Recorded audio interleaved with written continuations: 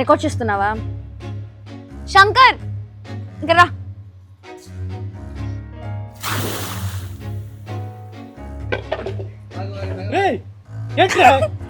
ఈ bed clothes అని dark గా కనిపిస్తున్నది కదా, కానీ ఎప్పుడైనా ఆలోచించున్నారా ఎందుకు ఈ బెడ్ క్లోత్స్ అని ఇంత ఎగ్జాక్ట్లీ డార్క్ గా కనిపిస్తున్నాయో అని? అండ్ దాని వెనకాల ఒక క్రేజియస్ట్ పార్ట్ ఉన్నది.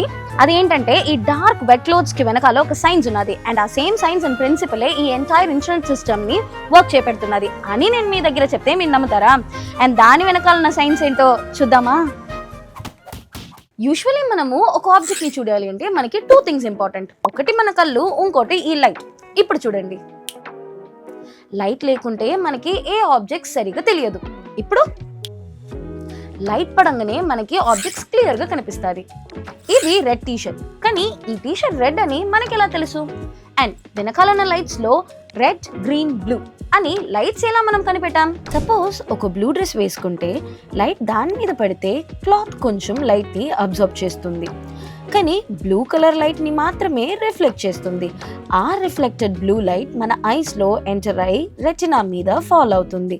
మన రెటినాలో లైట్ డిటెక్టింగ్ సెల్స్ ఉంటాయి. ఈ సెల్స్ లైట్ ని సిగ్నల్స్ గా కన్వర్ట్ చేసి బ్రెయిన్ కి పంపిస్తాయి.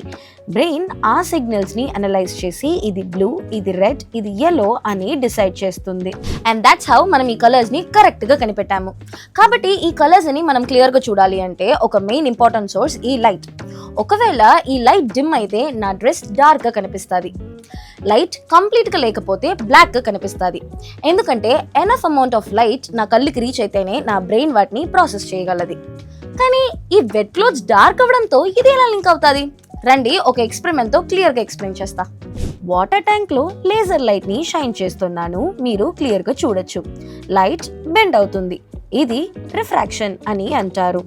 యాంగిల్ ని చేంజ్ చేస్తూ ఉంటే ఒక పాయింట్ లో రిఫ్రాక్టెడ్ రే సర్ఫేస్ మీద ట్రావెల్ చేస్తుంది. ఆ యాంగిల్ ని క్రిటికల్ యాంగిల్ అని అంటారు. ఇప్పుడు యాంగిల్ ని ఇంకా ఇంక్రీజ్ చేస్తే లైట్ బయటికి రాలేదు, ఇన్స్టెడ్ వాటర్ లోపల బౌన్స్ అవుతూ ఉంటుంది. This is total internal reflection. Microscopic లెవెల్లో చూస్తే క్లాత్స్ వెట్ అయినప్పుడు ఫ్యాబ్రిక్ మీద ఒక థిన్ వాటర్ లేయర్ ఫామ్ అవుతుంది. అంటే లైట్ క్లాత్ ని టచ్ చేయడానికి ముందు ఫస్ట్ ఆ వాటర్ లేయర్ ని క్రాస్ చేయాలి. కొంత లైట్ వాటర్ సర్ఫేస్ నుంచి రిఫ్లెక్ట్ అయిపోతుంది, మిగతా లైట్ వాటర్ లోపలికి వెళ్తుంది. వాటర్ ఎయిర్ కన్నా డెన్సర్ కాబట్టి లైట్ స్లో అవుతుంది అండ్ బెండ్ అవుతుంది. రిఫ్రాక్షన్ తర్వాత కొంత లైట్ క్లాత్ అబ్సార్బ్ చేసుకుంటుంది, ఇంకా కొన్ని రేస్ వీక్ గా రిఫ్లెక్ట్ అవుతుంది. కొన్ని లైట్ వాటర్ లేయర్ లోపల ట్రాప్ అయిపోతుంది అండ్ లోపల బౌన్స్ అవుతూ ఉంటుంది. ఈ ఫినామినాని ఇంటర్నల్ రిఫ్లెక్షన్ అని అంటారు. చాలా తక్కువైన లైట్ మాత్రమే బయటికి ఎస్కేప్ అయ్యి మన కళ్ళకి వచ్చి రీచ్ అవుతాయి. అందుకే మనకి వెట్ క్లోత్ చాలా డార్క్ గా కనిపిస్తున్నది. ఈ total internal reflection science just wet clothes కి మాత్రం కాదు, ఈ ఎంటైర్ ఇంటర్నెట్ ఈ ప్రిన్సిపల్ మీదే వర్క్ అవుతున్నది. ఫైబర్ ఆప్టిక్ కేబుల్స్ లో గ్లాస్ కోర్ ఉంటుంది. దాని లోపల laser pulses, that is data signals ని పంపిస్తారు. ఈ టోటల్ ఇంటర్నల్ రిఫ్లెక్షన్ వల్ల లైట్ కేబుల్స్ లోపల బౌన్స్ అవుతూ బయటికి ఎస్కేప్ కాకుండా లాంగ్ డిస్టెన్స్ లో ట్రావెల్ చేస్తుంది. కాబట్టి మీ YouTube videos, WhatsApp chats, Insta reels అన్ని స్పీడ్ ఆఫ్ లైట్ లో సర్వర్ నుండి మీ ఫోన్ కి ఇన్స్టెంట్ గా రీచ్ అవుతుంది. ఈ లైట్ ఫైబర్స్ లోపలనే బౌన్స్ అవుతా ఉంటుంది, బయటికి ఎస్కేప్ అవ్వదు.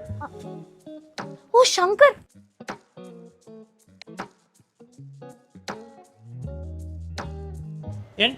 వీడియో ఫినిష్ చేసుకోవాలి రే. సో నెక్స్ట్ టైం మీ బెడ్ డ్రెస్ డార్క్ కనిపిస్తే గుర్తుపెట్టుకోండి, మీరు యూస్ చేసే వైఫై, నెట్ఫ్లిక్స్ అండ్ ఈ ఇంటర్నెట్ ఎంటైర్ సిస్టమ్ దాంట్లో వర్క్ చేస్తున్నది అని.